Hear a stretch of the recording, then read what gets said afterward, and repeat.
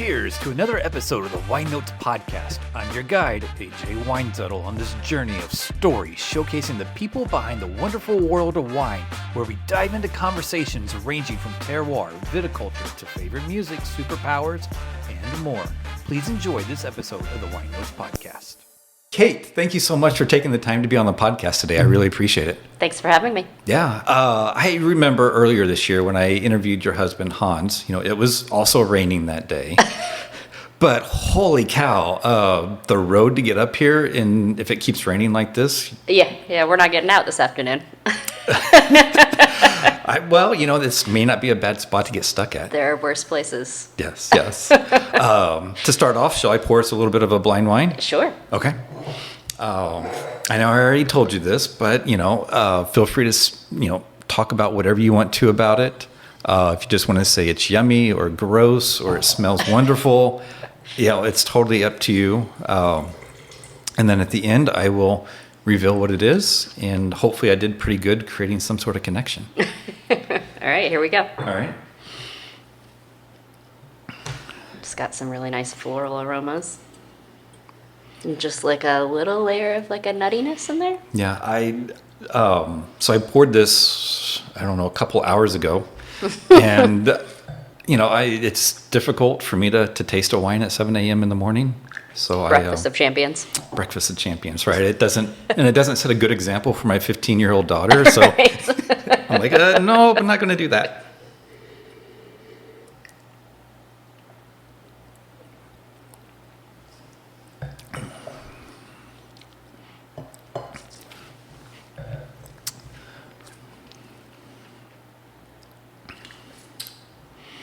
I could be wrong, but it seems like there's just this like really nice layer of like some very delicate oak in there. It's providing a lot of sweetness and weight, but not hindering the fruit profile. Okay. Yeah, very cool. Last month we got to catch up, very, very briefly at Salud. Yes. It's nice to actually get out and do more events and everything, considering the last couple of years we haven't been able to. Yeah, it was a very wild summer and fall here. Now that we're finally back at it. I can only imagine. You were at the Charleston Food and Wine earlier this year as well, right? I was. Yeah, it was my first time ever. It was such an incredible event. The people there are magnificent and massive lovers of Oregon Pinot Noir. So it ceases to amaze me when we go out on the road how many people come up and have these stories of Penner-Ash and Lynn and Ron Penner-Ash and visiting the winery and our wines throughout the years. It was great. It was really fun to be out. It is great. That is one event that is definitely on my bucket list that I want to get to. Well, we're going back this year. Oh, that'll be fun. Come join us. All right, I will try. I'm trying. I'm already trying to figure out my my schedule for 2024. 2023 to me went by in a blur. Yeah. And here I am, I'm already scheduling out 2024 stuff. And I'm like, oh my gosh. Yeah. I love that things go by quickly, but I like to take a breath sometimes too. Yeah, it was like we had 3 years of a lot of slowness. And then, man, we just got walloped. Yes. Kicked off in 2023. Yes, that we did.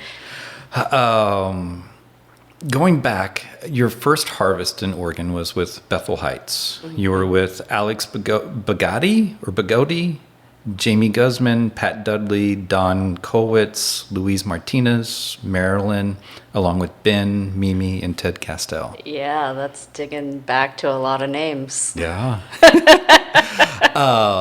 I'm sure there's so many memories, but is there one or two memories that vividly speak out to you? Just being back in the state of Oregon, I was born and raised up here, and then to finally come back and work a vintage after I had done some vintages in California and abroad. And I inherently had a love of aromatic whites and Pinot Noir, but just working with Ben and the Castile family and everybody there really drove home how much I like getting my hands dirty and in things and all of the very small fermenters and the care and the detail and Ben's clear love of wine and winemaking, but also looking at it in a very scientific manner as well as the art form. That was what I fell in love with this entire business in total. So to be there and be part of that, just, it like reinvigorated everything I love about this business and made me want to come back home to Oregon so badly. I can imagine. And if I'm remembering correctly, I think you told Ted, hey, I want to come back up here into Oregon wine. Oh, yeah. And if you have any openings, let me know. And you ended up getting a call from him saying, hey, I don't have anything available, but I heard that there's another opening that you might want to... Yeah, not with Ted. I mean, I definitely let the Castile family know in general that I would love to come back, but I stayed in contact with Ben. Okay. And was very open about the fact if anything opened up that was worth me coming home to, let me know. And I did. I got the call from Ben that said, it's not public knowledge, but Lynn Penner-Ash is looking for an assistant. And I said, all right. I would say all right, as well.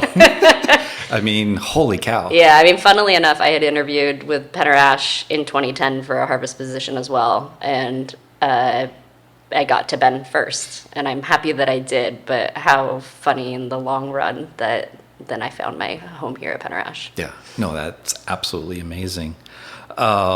And what I found interesting about your very first interview here at Penner-Ash,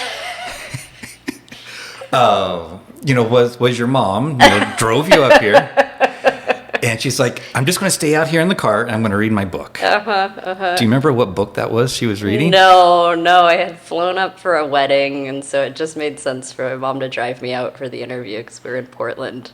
I have no idea what she read.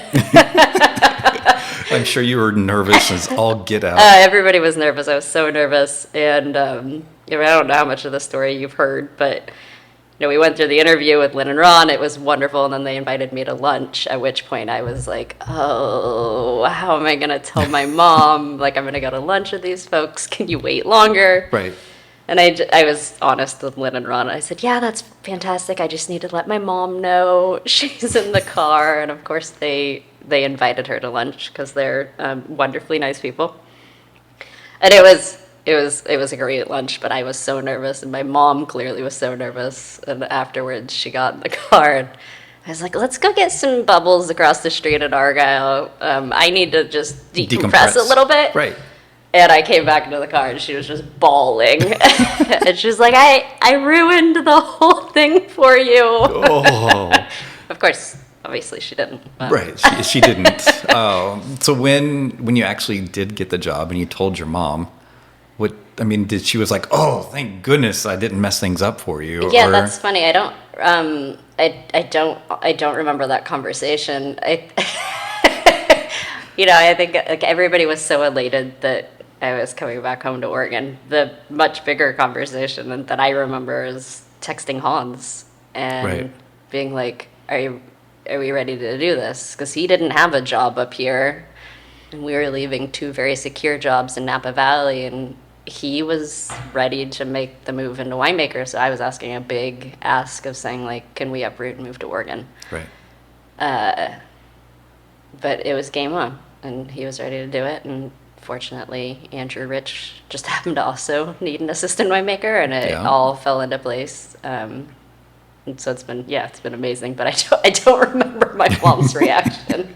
No, that's okay. And it just, getting to know more about Hans, since he, took over at Dusky Goose, he is such an amazing man, and he has such a big heart. I mean, he's all right. He's all right. I mean, the only thing bad about him is he has way too many cookbooks, from what I hear. Yeah. That's a problem.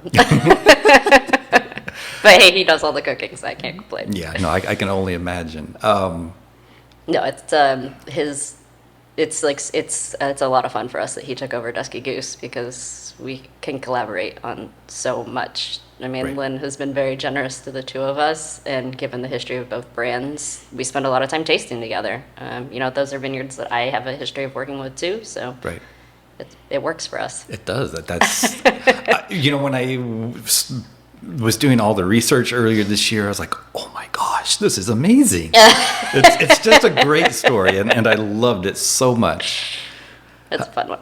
It is. Oh, taking over for Lynn, right? She's been quoted, to me, I take this as she's very proud of you as being a winemaker. I'm very comfortable she understands what our original dream and goal and style was.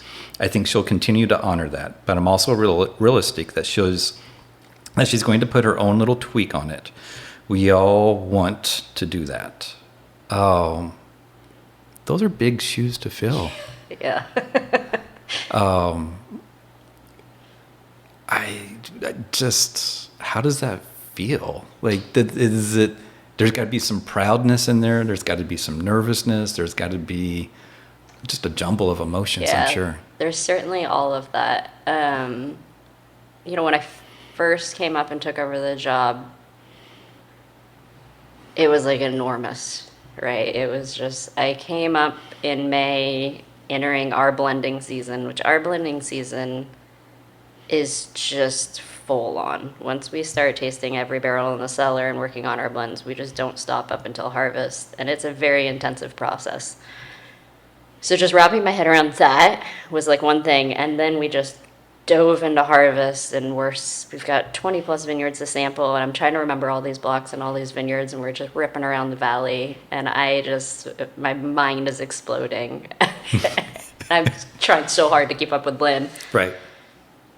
But what she did was she like threw me in the deep end, but was always there to like hold my hand. And then I took over as winemaker in 2018, but she was always still part of the project. So she very like delicately, slowly stepped away and let me grow on my own. And I think that it worked really well for both of us, because it gave me the confidence to say, I've got this. Like, right. I know what Lynn's vision is and Ron's vision is. I know what we are making as wines, but like also we started Chardonnay and we worked with new vineyards that are mine. Like, I started those single vineyard programs. And then she was also able to slowly step away and say, like, I'm now okay exiting this. Like, I have gifted right. my child over and I can go enjoy retirement. And I've talked to several people that are starting to make their adjustments happen too. And the way that we did it was just so, so special.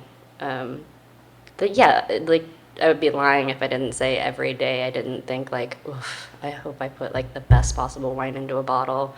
And that Lynn opens this later and is like, right. oh, I made the right choice. But also she just implanted like an enormous amount of confidence in me to take over the project. So. Yeah, and after your blending trials when you first came up, because you wanted to give like a month notice to your previous employer. Yeah. After your blending trials, then y'all just drove around the valley to all the different vineyards. Spent so much time in a car together, traveling vineyards. And the bond between the two of you just grew and grew during that time. Yeah, it's like I think Lynn is a very powerful voice. She's like a very powerful woman, and sometimes sometimes people are like, she's kind of scary. But it just was not that way, you know? Like, we became a bonded unit of a friendship. Yeah, she was totally my boss, like, for all intents and purposes. But, like, that's a friendship that then blossomed over, 5+ years, which was great. That is absolutely, absolutely great.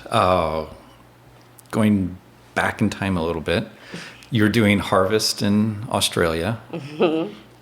And you celebrated your 21st birthday during harvest in Australia. Not in Australia. Oh, I celebrated my 21st birthday at Kate Ayres Cellars in Napa Valley. Oh my gosh. My very first vintage. I got my facts With wrong. Hans.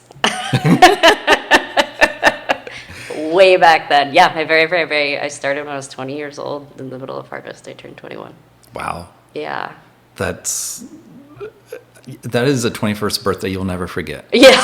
It was arguably one of the last birthdays I fully celebrated, because ever since then, it's just been harvest. That's so hard. So hard. You know what? I get to celebrate with like a new group of people every year, so there's something special about that. There's something special. On that 21st birthday, I mean, what do you remember that you did to celebrate? We partied. So I was at Cake Red, and we had, I don't know, there was probably over 10 interns there, and we had different nationalities. There's a house on the property there, so we all had a fun dinner and partied too much. And then, are you familiar with St. Helena at all? I'm not a whole bunch, no. There's this place called Anna's Cantina there that's on the main strip of St. Helena, and it's kind of like the only bar you could go to in the evening, so we all went there. At which point I remember leaving the bar, and then that was about the end of the evening. Oh my goodness. And then I got back up and went to work the next morning. Oh, you know. Those days don't happen anymore. They don't happen, you know, and I think that's probably a good thing. Yeah, no, it's a very good thing. Yes. No, it was a lot of fun. It was like, I mean, yeah, just 21st birthday in Napa with a bunch of really good wine. Like, yeah, there are worse places to be. I can only imagine. This past summer, you were there. Okta had like their little event out at their farm. Mm-hmm. You were pouring, mm-hmm. and Hans was there as well. And we kind of, you know, touched upon, you know, cookbooks a little bit at that topic and a little bit, or at that event, and a little bit earlier today. At what point, I mean, obviously you've known Hans for quite a while. I'm sure he's accumulated quite a few cookbooks. How many is too many? Oh, God. Well, they overflow to all avenues of our household. You know, he's got to have like 70 plus cookbooks. Oh, wow. Which are cool, but yeah.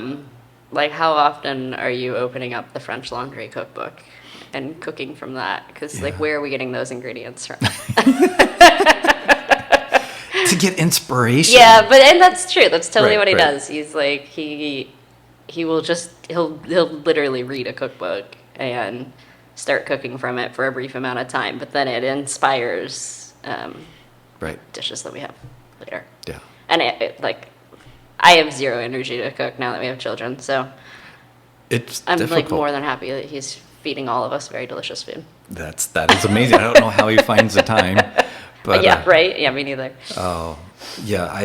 I like simple foods, but, you know, sometimes it is nice to find a good recipe and like, oh, look at this. Yeah. I'm going to spend an hour to, you know, get an onion just perfect, you know, get it all sauteed up, and then I'm going to put it on a grilled cheese. Yeah. And that is something lately, like, my daughter's like, can we have that again, please? Yeah, right? And it's like, okay. I mean, it's easy, but holy cow, an hour to saute a freaking onion.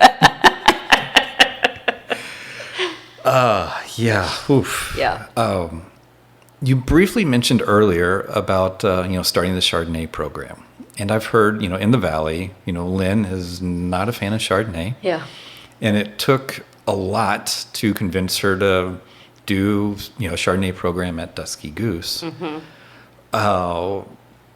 What was that like, starting the Chardonnay program, you know, with Lynn? It was actually kind of fun. You know, at first, both of us kind of balked at it. Not because, like, I have a dislike of Chardonnay. It's just we make some really fun whites here, and we're so focused on Pinot, and we had Syrah. It was, like, adding another layer to what we're already doing. Right. But, like, it was fun.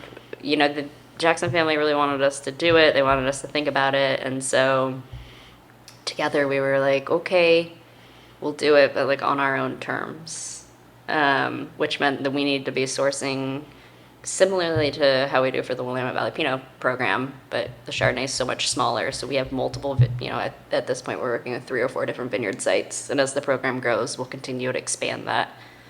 And then like went around and visited and talked to people that we respect. So I spent a lot of time with Ben over the years, tasting through barrels with him and his oak program and what he's doing with his Chardonnay. I mean, I have very vague recollections of doing the Chardonnay when I was there. Right. And obviously that was 13 years ago, so things have changed.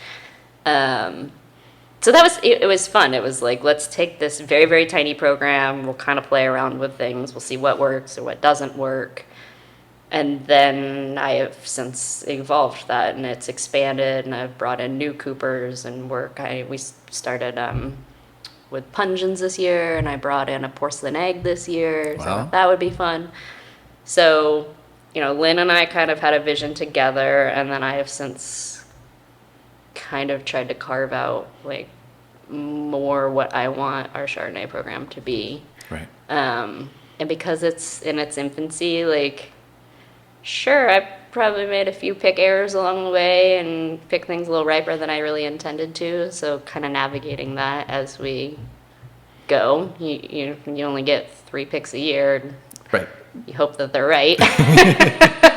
Exactly. You just never know. Yeah, and it depends, I had worked with the Dusky Goose Chardonnay, and that vineyard just behaves so different than these younger vineyards that I was working with for our program and stuff. So it has evolved, and it just continues to become more fun for me now that it's getting bigger and bigger. And by bigger, I mean it's like 700 cases. But it means that we can play. There's more tools to mess around with. I mean, that's kind of the beauty of Chardonnay, is that it's really a winemaker's grape, and we can craft it into what we want it to be. Yeah, I've heard that a lot. Another term that I've heard is, Chardonnay is just a marathon wine, right? You just gotta. Yeah, it just keeps accurate. going and going.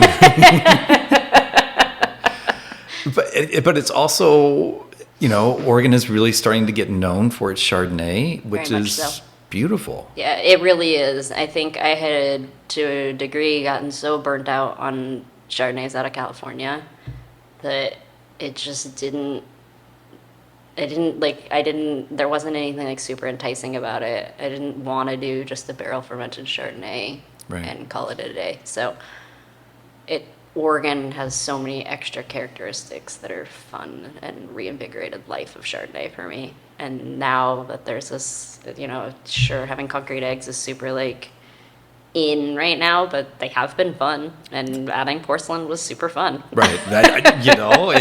That's when your job becomes just routine and not fun and not challenging. Yeah.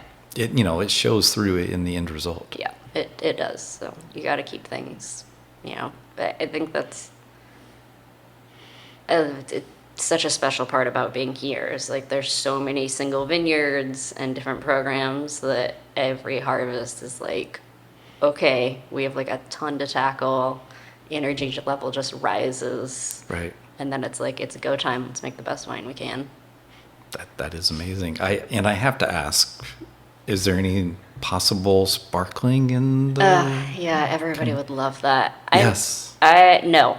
Oh, no. Well, for a multitude of reasons, but we do so many SKUs here right now anyway that I would like to do those really, really well, and I'm not ready to introduce a brand new project.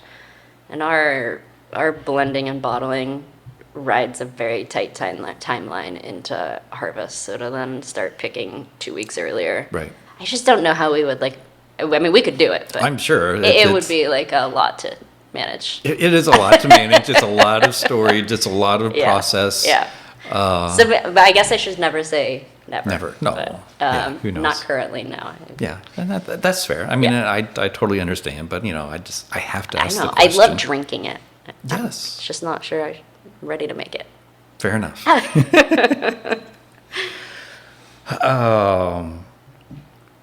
So you were on your honeymoon with Hans up in Alaska, and you ended up having a conversation with the boat tour guy, or a guide, and bringing and this guide ended up bringing all sorts of people to help with harvest. That was the most amazing time. Yeah, this girl Grace was.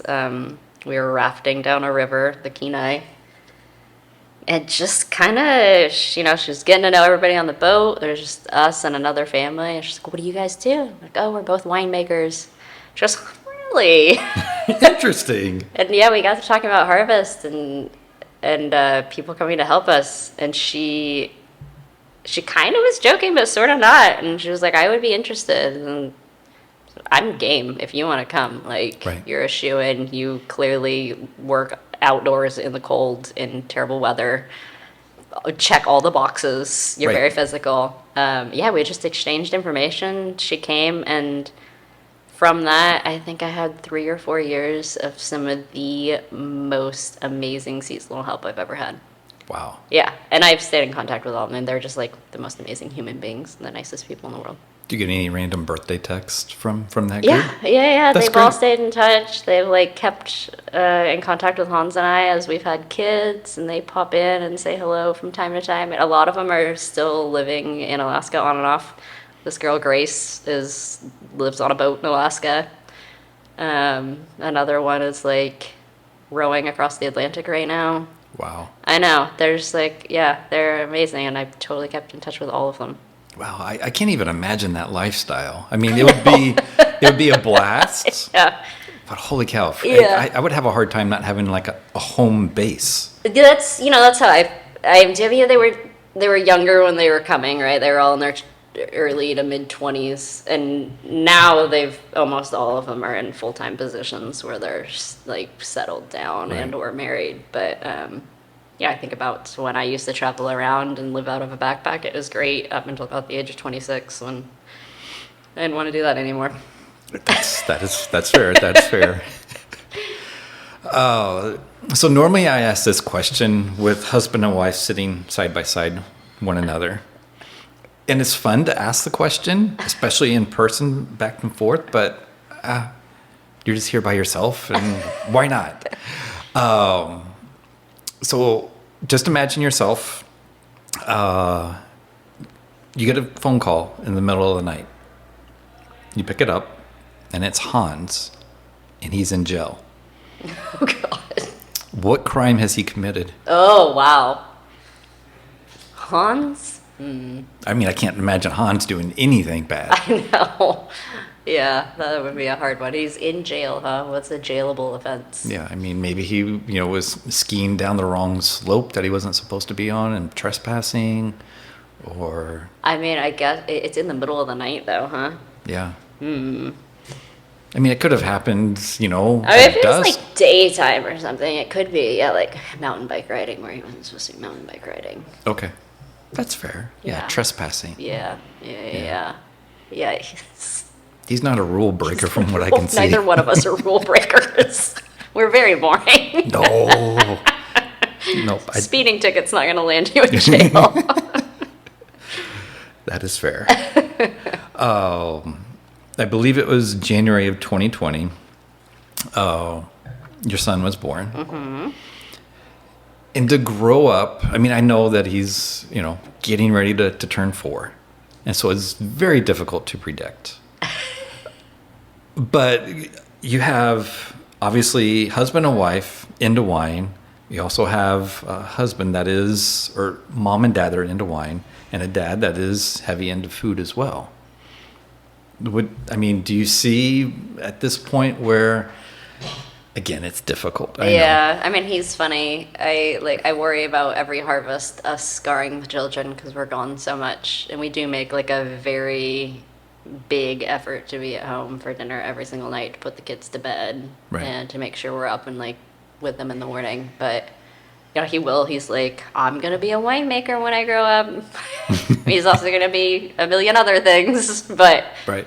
he's like very aware of what we do, and like, he walks the vineyards with me early in harvest and is picking the grapes. And his like, he's a standard near 4-year-old where food is like the constant battle. Sometimes they're a Hoover and sometimes they don't want to touch it. It's the most disgusting thing they've ever had in their life, even though they haven't tried it. Of course. But he is, I try to be very active in the kitchen with him of like baking and like helping slice. So he's like super into that. Like we started baby steps. It's like baking cookies or whatever, muffins. But now he's got like he peels carrots and does all those things. And so I'm trying to actively engage with that. Everything that you read says that's Right. what engages kids to like good eating habits in general. But he's not, he'll declare, he's like, I like spicy things now that I'm older. Okay. Okay. Do you though? Let's try some spicy. But he's not like, he doesn't really understand like cooking and wine, but he knows that's Right. what mom and dad do. Right. And because mom and dad do it, it seems like a cool thing. Yeah, no, it's adorable when they see what mom and dad do, and Yeah. they're like, I want to do what you do. Yeah. Yeah. Yeah, it is amazing. I do, like iPhone design work. And my daughter, early on, it's so funny. I got her this iPad app called Procreate. And, it's, got an Apple Pencil and she's able to draw and sketch. And I got it when she was, I don't know, 7 or 8. And it wasn't until she was like 12 or 13 where she was like, oh, look at this. I can do that's this. Cool. And now Procreate has another app called Procreate Dreams, which is animation. Oh, wow. So we're trying to, get that animation part in there. And then like with my design work for iPhone apps, I'm asking her, well, what do you think of this? Yeah. And she's like, ugh, it's bland. I'm like, okay, great. That's a great conversation. Yeah. What would you do to change it up? Yeah, for sure. Well, I would do this or I would do this.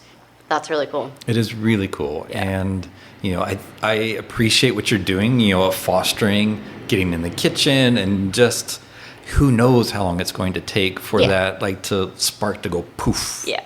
But when that spark happens, I got to tell you, it's going to be rad. Yeah. Yeah. It's so amazing. It is so amazing. It's every, step sees. It's just amazing, right? Children's development just blows my mind. Yes, it is. And, I am incredibly fortunate having a 15-year-old daughter that she's not biting my head off. Yeah. But it's well, that speaks to you. I hope. But yeah, it is amazing. Yeah, it really is. The Oregon wine community, absolutely amazing. Mm-hmm. If you could pick one story, and I know this is difficult, that really stands out to you of how the Oregon wine community kind of reached out, gave you a big old hug, and said, yeah, we'll help you out. Not specifically to me, per se, but, there's a lot of things about this community that are amazing and wonderful. I think there's two very clear. So that I am part of a group of female winemakers and assistant winemakers, and we have an email thread, and it's the open platform to ask any question you can possibly ask. This is what I'm experiencing, or other random things like who are you using for X, Y, and Z for packaging, etc. Right. It is just this very free flowing group of women, being very supportive of each other, and there are no silly questions, right? So I think that's really amazing. It is. That we're very supportive of each other. But then alternatively to that, as devastating as the 2020 vintage was, for everybody, the power of everybody uniting and calling and texting and what are you seeing? How are you dealing with this? It was such a tumultuous time. And because of Jackson Family's resources, I had labs constantly running all of my grapes and looking to see what numbers were. And those were, that's not available to the larger community. ETS was completely backlogged. People were sending to Washington, Canada, Colorado. So to just field so many phone calls of you have vineyards literally in every one of the sub-AVAs. What is it that you're seeing? And not to call out problem vineyards or anything, but just to say this is my reality, and maybe this will give you something to make decisions with what you guys have to deal with. There was just so much back and forth, and it was it broke me to not bring in our fruit from all of our growers. It broke Lynn and I, but it was also very helpful to talk to those growers because a lot of those are their own producers too. So in what was a really, really terrible time, it felt like the community helped each other to make some pretty big decisions. I can only imagine. I can only imagine. So less embracing, but more, it was just I think about my time in Napa where everything was a big secret all the time and nobody wanted to talk about any of those big troublesome. Red blotch, nobody wanted to talk about red blotch in their vineyard. It was a big no-no topic. Wow. But what makes a lot more sense is to talk about it and know that we all have a problem and what can we do to and protect just yourself. Life in general, Yeah. right? I don't know. I'm a big fan of Brene Brown and to hold on to all that shame. Yeah. is so difficult. Yeah. So shame as an industry or shame as an individual, being able to get out, talk about it, connect with other people. It's an amazing human thing to do. Yeah, and just, I mean, I don't know, this industry up here is just so wonderful, and collaborative, and just, could you think of any other wine community that can put on something like OPC and, actually all like each other? Not to my knowledge. Not to my knowledge. I mean, it's just, I don't know. I love it. I love it so much up here. I love the camaraderie. Yeah. I have a book on order that I ordered at the beginning of the year that I'm wanting to dive into. It's probably 1,500 pages long, but it's Napa Valley then and now. Oh, wow. And I can't wait to dive into that. Yeah. Because I would love to know more about that wine community, what it was like and what it is now. And just there's so much history there as well. And just I'm a big sucker for stories anyway. So anyway. Oh, I mean, it's phenomenal. I mean, just even when I started at Cape Bread and they would tell us the story about them purchasing that property. I mean, it was crazy. It was something absurd, $2,000. I mean, it was, he was in Oakland with a car repair shop. I mean, just times have changed. Yeah, it is.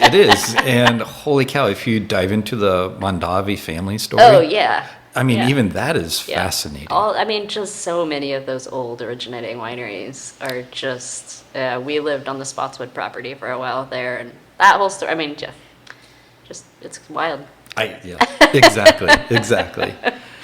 I have some rapid fire questions. Okay. We'll do the reveal on the blind wine and I'll get you out of here. Okay. All right. Favorite artist to listen to during harvest? Ooh, during harvest. I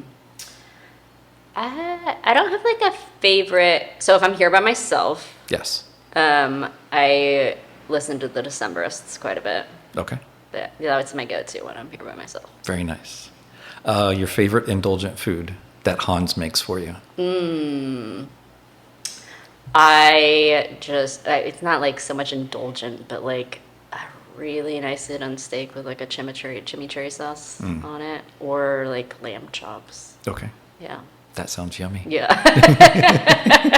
Maybe it's indulgent. It sounds pretty good to me. If you could choose a superpower, what would it be? Oh, superpower. Superpower, I can control the weather? That could be, that could be a superpower. I always was kind of a sucker for the storm, Yeah. That'd be kind of cool. That would be very cool. Your harvest notes, are they digital or handwritten? Handwritten. Okay. Yeah, we've talked about digitizing, but I have an enormous amount of notebooks. I can only imagine. All right, so I digitize all of the wine-related stuff, though. So handwrite notes and digitize everything else.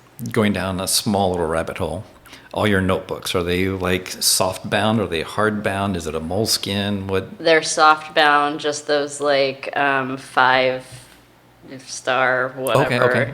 That you get at the beginning of every school year. Okay. We all have them. That's what we all bring to the table for tasting. We all have a different color. That's awesome. Are there stickers to go on the cover? No stickers to go on the cover. Oh. No, this is something we can think about in the future. There you go. Decorating. Yes. Last book you read. It could also, it could be physical, it could be audible, or even a podcast. Oh, the last book I read, I'm going to get the title of this wrong, but I want to say it's called Tiny Beautiful Creatures. And I'm pretty sure that's the wrong title, but it's about this octopus in an aquarium. Okay. And how smart octopus are. Oh, yeah. And it was such an awesome, remarkably bright creatures. I think that's what it's called. They are. And it was amazing. I highly recommend it. I will definitely check that out. I assume that you haven't introduced your son to YouTube videos or anything yet, have you? Desperately try not to. Okay. Not to say that we haven't. There is a creator. His name is Mark Rober. He does some amazing scientific, educational, fun stuff. Oh, cool. In his latest video, was he created an obstacle course for a pet octopus. Whoa. And the reason that he did it, he bought the octopus and he found out where the octopus grew up, from the ocean and whatnot. And he wanted to make sure that the octopus would survive out into the wild. And so he built this obstacle course, and it's a crazy obstacle course to see this. That's awesome. Octopus to go through this maze to get all the shrimp. And Whoa, so that's so cool. To get the actual shrimp, there is a screw on, a big old screw on the actual where the shrimp were, and the octopus just twists it off and goes right in and has amazing. A feast. This book, obviously it's fiction, is like this octopus that's in his little pen or whatever, but has figured out how to get out of it. And there's a cleaning woman, and they create a bond, and she realizes that he gets out every night, and they have this whole thing. Anyway, I don't want to spoil the story, but it was a really wonderful book. I will have to check that out. It's and in that video, Mark Rober says how octopuses always get out. Yeah, and their memory is really long. It's incredible. It's incredible. It is absolutely incredible. Who knew? Yeah, it's fun. So there's a good YouTube thing for your 4-year-old. That's good to know. Yeah, he does some very fun things. Awesome. Shall I reveal the wine? Please do. Okay. So again, I try to create some sort of connection, and Aw, it is a Chardonnay. I thought it might be. Oh, this is wonderful. Good job, Ben. Yes. So I, something from Bethel Heights, to bring back a little bit of memory. That's wonderful. Thank you. You're welcome. A great job. Yeah. Well, thank you for your time today. Thank you. I really appreciate it. This is great. Do you have any questions or anything for me before we go? No, not off the top of my head. All right. Well, that's fair. That's fair. Well, again, thank you so much, and cheers. Cheers. Thank you. Thank you. Thank you for joining me on this flavorful voyage through the world of wine on the Weinnotes podcast. I've been your host and guide, AJ Wine Cellars, and it's been an absolute pleasure sharing these captivating stories with you. But alas, like the last sip of a fine vintage, our time together must end. But don't fret, my wine-loving friends. The cellar doors of the Weinnotes podcast will always remain open, waiting for you to return and explore new conversations, stories, and musings from the captivating people behind the magical world of wine. Before you go, hit that subscribe button on YouTube, Apple Podcasts, and Spotify, and don't forget to leave a sparkling 5-star review to help spread the word. Until our glasses clink again, remember to savor life's moments and let the spirit of wine and camaraderie linger on your palate. Cheers, and as always, may your wine glass be full, your heart be light, and your journey